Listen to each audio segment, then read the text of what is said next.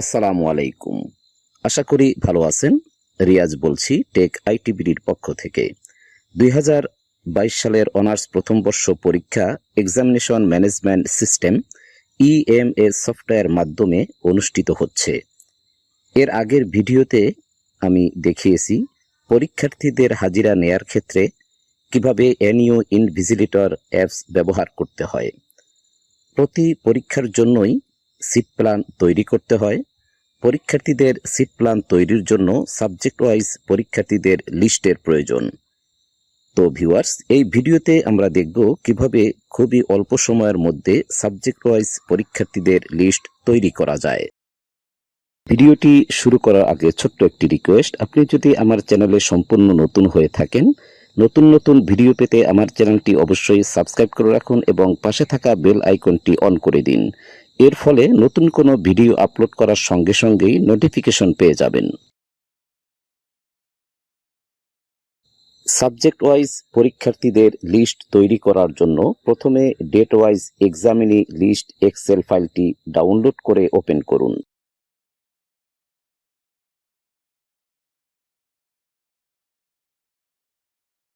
Excel ফাইলটি open হওয়ার পর দেখতে পাচ্ছেন এক কলামের লেখা অন্য কলামে ঢেকে আছে। এখন কলাম অনুযায়ী লেখাগুলো ঠিক করার জন্য কলামের লাইনে ডাবল ক্লিক করুন।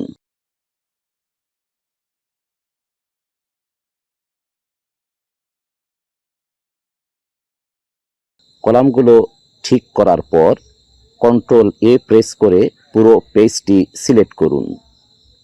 এখন মেনু থেকে ডাটা সেকশন সিলেক্ট করে ফিল্টার অপশনে ক্লিক করুন। পেজের উপর একটি ক্লিক করে পেজটি আনসিলেক্ট করুন।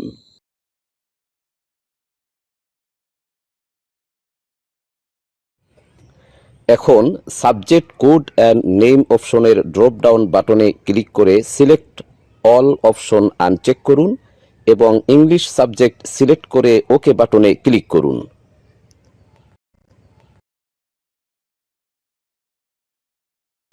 এখন দেখতে পাচ্ছেন এখানে শুধু ইংলিশ সাবজেক্ট শো করছে। এখন ইংলিশ কলামটি সিলেক্ট করার পর নিচে ডান পাশে কাউন্ট অপশনে দেখতে পাচ্ছেন 110 শো করছে, অর্থাৎ আপনার কেন্দ্রে 30 অক্টোবর ইংলিশ সাবজেক্ট এর পরীক্ষার্থীদের সংখ্যা 110 জন।